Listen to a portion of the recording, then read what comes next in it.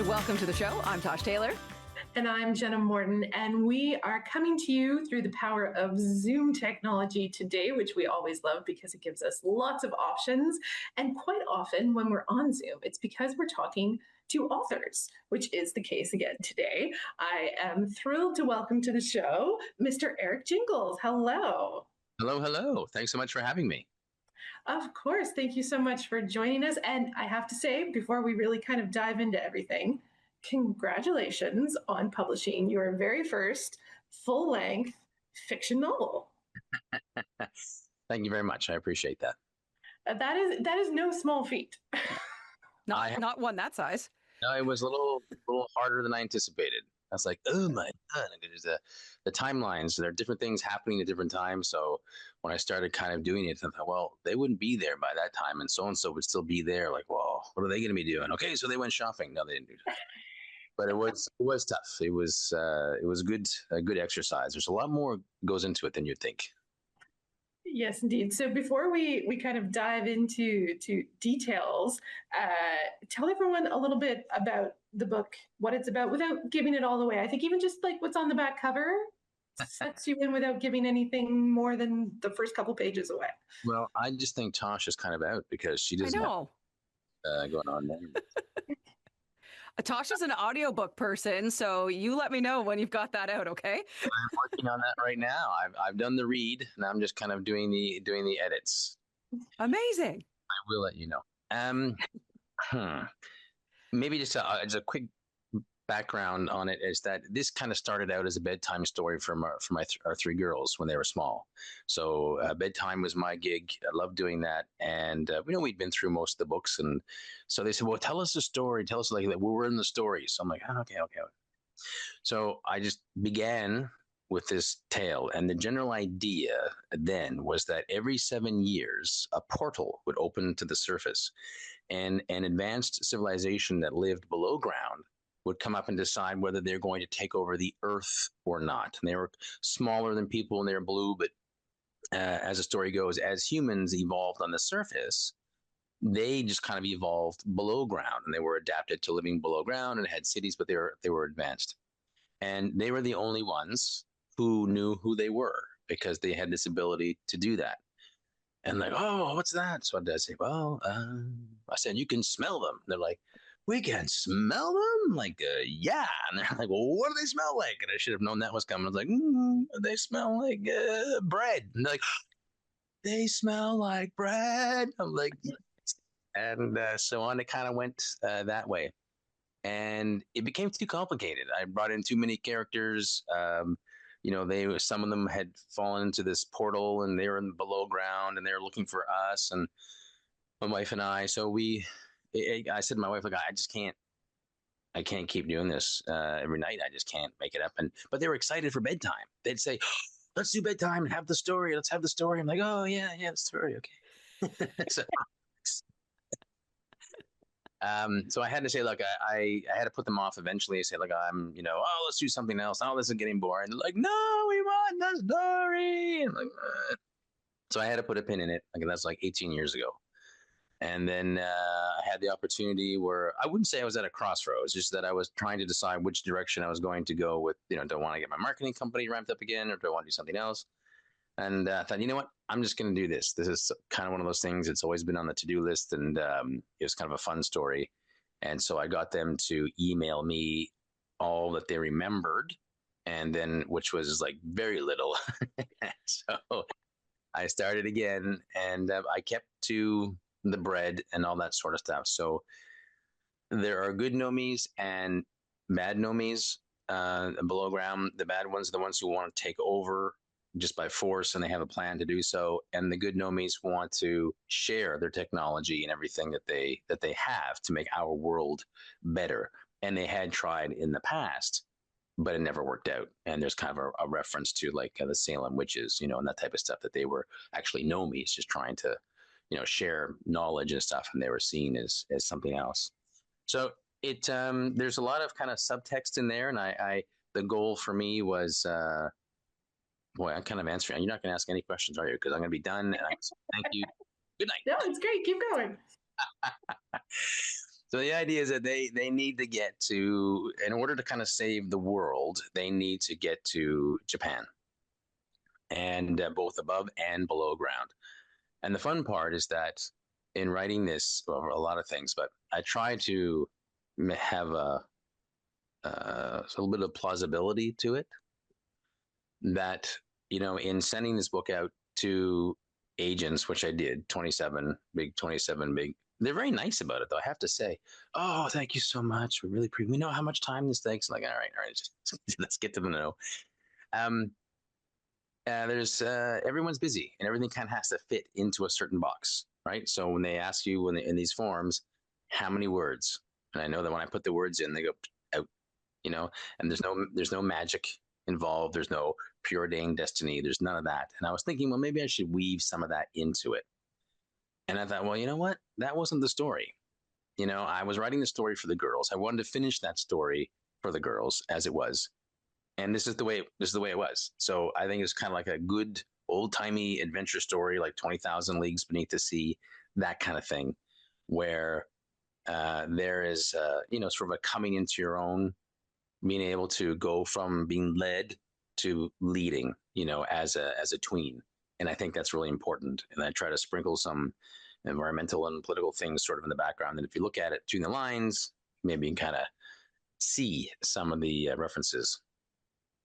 You do. I have to admit, I have not finished my copy of the book, but I have started it, and I'm excited to finish it because it's well written, and it is that kind of adventure story that puts young people at the center of it, but is interesting for adults to read, which is what you want as a parent. If you're still lucky enough to be able to have kids that will read with you, or be able to pick a book that, you can have your own little book club, right? That, you're maybe not reading it out loud, like you're telling, the bedtime story, but maybe both parents and kids can read the book and talk about it. And that this is one of those books you could do that with. So congratulations on nailing that. Well, thank you very much. Obviously, it's a book you can put down because if you haven't finished it. But no, that was kind of in the back of my mind. I thought if someone like a parent is reading to their child and the kid falls asleep and they stay and they read a little bit more themselves, to me that's a good sign. That is kind of a book that kind of appeals across the board. And that was kind of what I was hoping to do. But so far, almost everybody who's bought it was or has been like an adult. So it wasn't the intended market. So I'm maybe switching things up a little bit because someone had said to me who's in their 70s, and he sent me a message and he said, look, if this is meant for middle grade, I've just relived my childhood. He said, I just loved it, and that it was just fun. And somebody else pointed out to me the other night, they said, like, nobody gets killed. Like, there's a lot of fight scenes and there's a lot of stuff that's happening, but nobody gets killed. There's no, sometimes it was hard to remember that this is for kids. And, am I speaking too high above? And I thought, well, I don't want to talk down to them either, and I think they can level up if they're kind of engaged in the story. And in doing it again with not having, like I said, magic and all these other sort of things that are normally involved, I wanted kids to be able to hopefully see themselves in that. Each sister of the three girls has a different personality, but they all have a common thread besides the freckles. But the idea is that I wanted kids to really feel that, like, it's like, oh, it'd be great. I wish I was Hermione. I wish I had a magic wand, or I wish, I could pull this, the sword out of the stone. Well, you can't. So suck it up. No. I mean, that's what I mean. It would be kind of, I want kids to see themselves and say, this isn't like, it's fantasy, but plausible fantasy. Like, it's plausible. Like, I have a friend who's an engineer, a very intelligent fella, and I would ask him all the time, is this plausible? He says, yeah, well, we can't do that now. I said, well, I know we can't do it now, but is it within the realm of physics? He said, well, yeah. So there's nothing in there that isn't necessarily, that couldn't be done. And so, and hence that I wanted kids to be able to say, well, if the main character can do this, then I can do it. And it doesn't take magic. And that's what's in the front of the book, is that it doesn't take magic to save the world. Oh, that's cool. I like that tagline a lot. I'm kind of curious as to what your three girls think of the book. Well, the Have young, they read it? oh my God, I'm falling here. The youngest girl is not overly thrilled with her portrayal. Oh. She's adorable. So I mean, she got the adorable role. What's wrong with that? That's what I say. No, I think they're all slightly exaggerated versions of who they are, and I think they can't really refute that. So they're pleased. And another thing too is that was interesting. I thought for this is that I also heard you can't have Canadiana in the book. You can't have color, I mean spelled OUR. You can't have Montreal. You can't have whatever. And I was thinking, maybe I should like just kind of, they're Maine, or something. And then I was watching the Tragically Hip documentary on Netflix, and how they stuck to their roots and Canadian stories and their songs and stuff. And I said, oh yeah, no, I mean, really, it's not going to really matter that much in terms of sales, and let's stick to it. Let's stay at home, and even like with Moncton, even with like Besborough School, like I mentioned Besborough School, and when they, and it's our house. So that's kind of the fun thing too, is that, my wife and I are in the story, and the girls from the story, just as it was, and it's our house, and it's our street, it's our neighborhood, it's the school they went to. And then when they travel across Canada, some of them, when they're trying to get to Japan, it was a unique opportunity to be able to drop a little bit of history or Canadian. They were traveling across. I mean, it was a race against the clock, so it's supposed to be, tense, and they get stuck and they get chased and et cetera, et cetera. But there was an opportunity to be able to talk about the Huron tribe, to talk about Winnipeg and the Forks and the gathering place for thousands of years, and for, all these things. And I mentioned this town called Unity, Saskatchewan, because in describing where they went, or their journey, where they were going, because they were on these magnetic sleds that go like 700 kilometers an hour, they had to take all these sort of secondary rail lines so they wouldn't be caught or seen. And they went through, there's like Unity, Saskatchewan was kind of the closest to this rail line. So you look on Google Earth and you see it. So I'm describing Unity from Google Earth. And I thought, what a neat like spot. I thought, who lives there? Like, when you're driving down the highway and you see a clump of houses, like, what do these people do? Like, where do they work? Like, what's going on? Unity is not like that, of course, but I don't know. It was just kind of a fun opportunity to be able to have these little place names that perhaps you would never hear. And then, bizarrely enough, a couple months ago, I was watching volleyball. I don't watch volleyball. I just happened to turn the channel, and this guy spiked the ball, and they said, "Oh, there's the Timber from Unity, Saskatchewan, slamming the ball down." Like, are you kidding me? I said, "There's actually, wow, that's pretty cool." So I sent them a copy of the book. I called Yeah, I was going to say.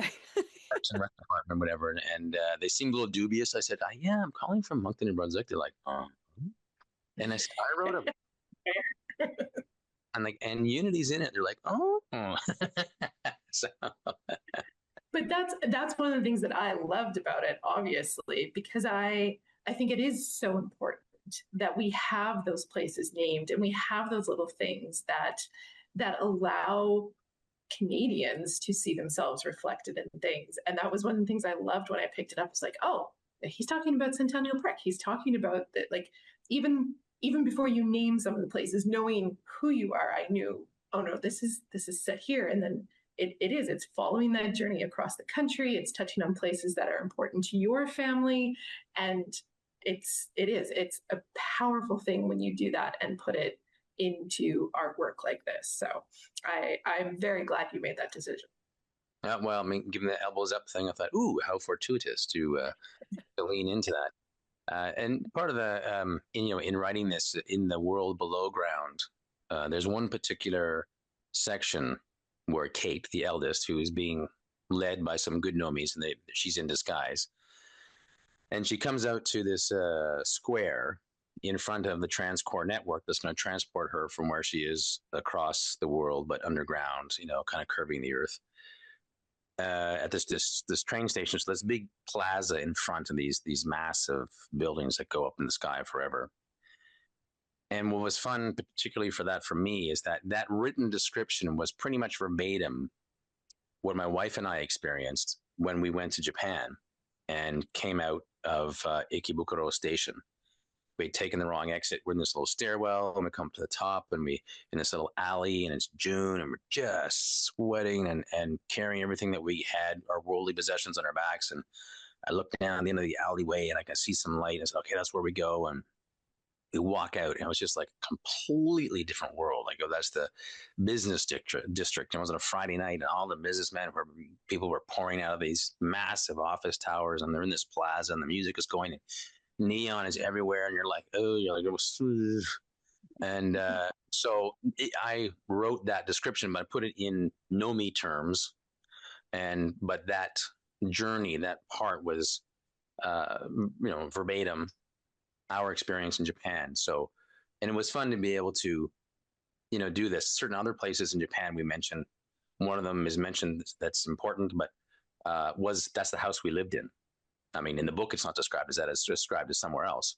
But the description and where it is and located and that sort of stuff is where we are, Matsumoto Castle, and that's Matsumoto Castle. Oops, right there. And there is a hidden floor there and that sort of stuff. So be able to weave in this stuff of the places where we've been and to make it this fantasy. And that's why I think it's super exciting, because you think, wow, maybe it is true, because that is there, that house is there, and they do that, and it is possible for that. So I think it makes it fun. It makes you kind of think.